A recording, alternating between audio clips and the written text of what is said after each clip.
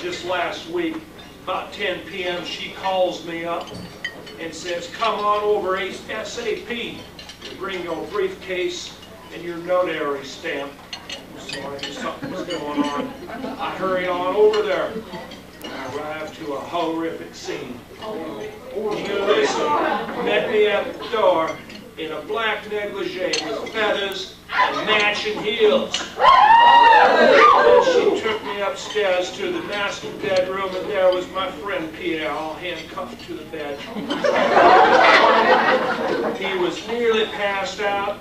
There was whipped cream cans and chocolate syrup on the floor. It was disgusting. When I got my composure back, she pulls out this new will that leaves the entire estate to her. And she takes the handcuffs off Pierre and tells him to sign it. And I said, no, no, Pierre, you're too drunk. You come to my office tomorrow morning, you sober up, we'll talk about this. And that was just all that she needed. She was just a scheming fool. We needed to get her away from him. What happens in the bedroom between two consenting adults is private. Pierre was drunk with passion. He wanted to surprise me with plans to change his will. And as his wife, why shouldn't I have everything? Whatever. By the way, when I was in the kitchen earlier tonight, I saw Cayenne's recipe folder laying there on the counter, and I had to sneak a peek at his latest culinary creation. And what I found in there is a contract. This is a contract. It looks like Cayenne is chained to the Dupree Chateau as long as old Pierre was alive.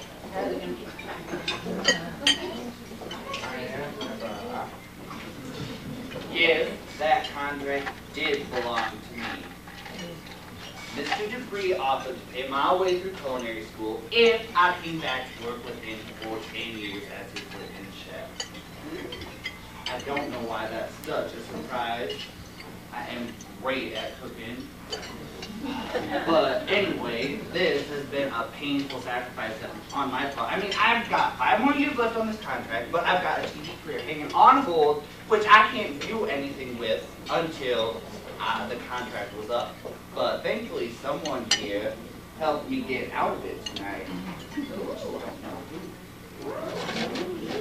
This district is so full of drama and scandal and hatred. How coincidental that we got a famous author involved tonight. You know, I've read all of Connick's novels, and I'm a huge fan. Thank you. But in the second book of your Legion of the Doom series, a Garden District millionaire is strangled with a finished strand of Mardi Gras beads. Now, how interesting is that? Anyway, I was helping my band unload our equipment earlier this evening when we got here. I saw the chef and old maid Frenchie here going at it down by the trash can. Anybody else here know about their employee benefits? I want to let you know this is really a coincidence. I am a fictional writer.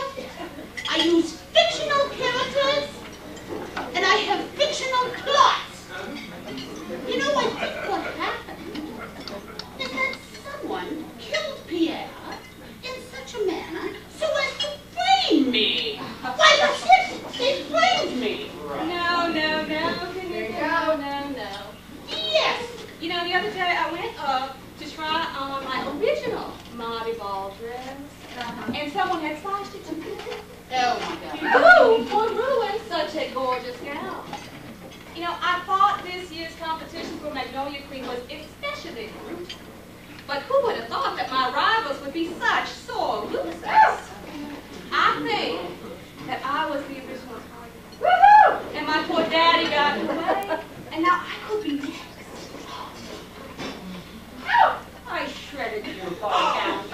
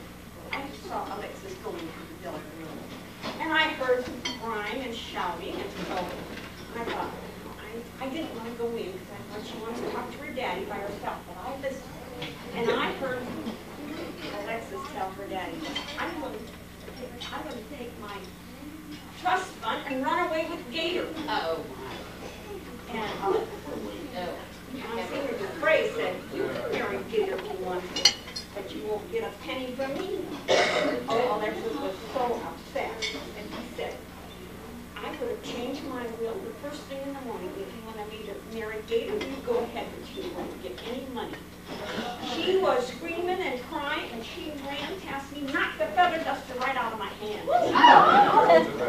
She has a terrible temper. I certainly think she's dabbling in pool. I think the family's on the crazy now.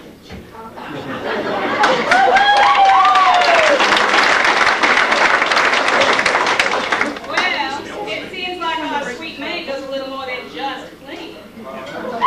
You know, I wonder if you were truly just checking on my daddy. Yeah, you overheard me talking to My daddy, you nosy nitwit.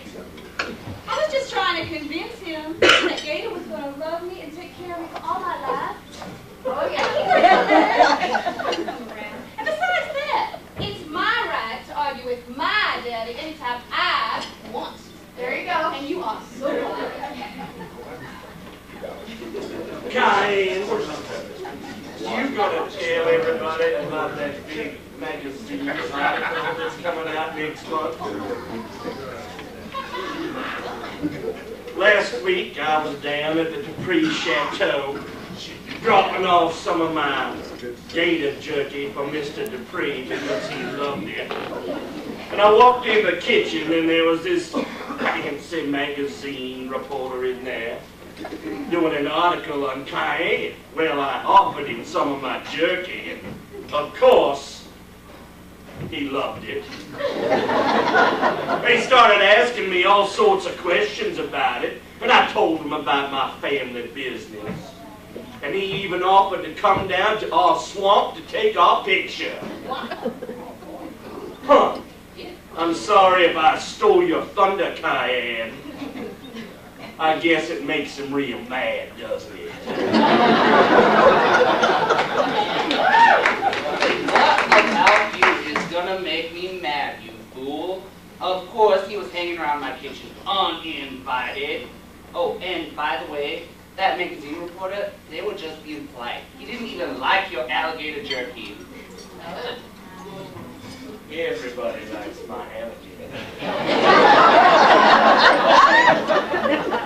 But I'm wondering when old Miss Kanika is gonna come out and tell everyone what her plans were for tonight's ball. She bribed me with $10,000 to infect tonight's lasagna with some food poisoning. Sure signs of a desperate woman right there. Now, what do you have to say about that? All right. I did offer Cayenne money tonight, you know? But all I wanted to do was cause an explosive case of diarrhea. Yeah, you know, it would so tarnish his image to his guests.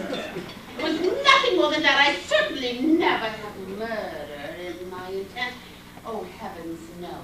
I just wanted to embarrass him so in front of all of his friends. You know, tonight I got a glass of Merlot over there at the bar.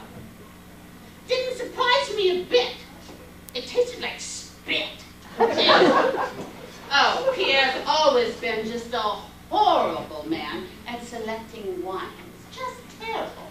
So I was merely looking for a place where I could dump my wine, you know. And I went back in the corner behind the potted palm to dump it. And there, behind the potted palm, I found a black cape and a mask. Now, why ever would someone dispose of their costume at a masquerade ball? This just doesn't make sense to me at all. Not at all. And then, you know, later, just but a little bit ago, Pierre came rushing up to me all in a tizzy. He came and he says he was giving me a hard time again about my fans clamoring at my door, disturbing his residence. He's always in a tizzy about my fans. However, he left in quite a huff, I must say. We did get into quite a heated discussion. And as he left, for some reason, he dropped this letter. No,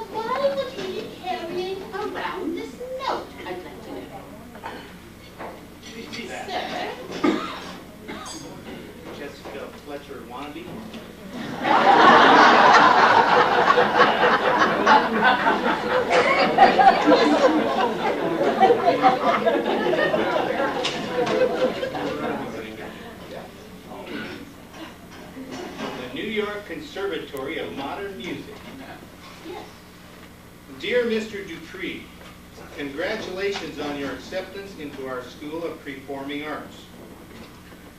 You are one of the applicants chosen out of 10,000 aspiring musicians. Please send your $5,000 tuition deposit as soon as possible. This will ensure that you have on-campus housing and will also secure your placement in our freshman class. We look forward to meeting you as soon as possible and helping you begin a promising career as a professional musician. Best regards, Roger Townsend, Office of Admissions. Look, I know most of you think I only married Pierre for his millions, but we were truly in love. Even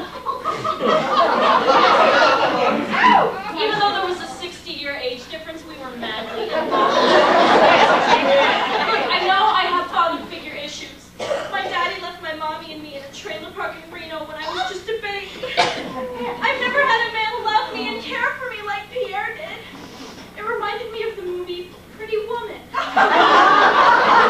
Every morning I had to pinch myself just to make sure this life wasn't a dream. And now, he's dead.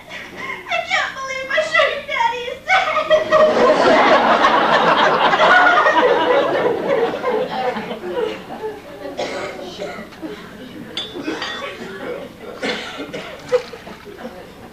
Wow.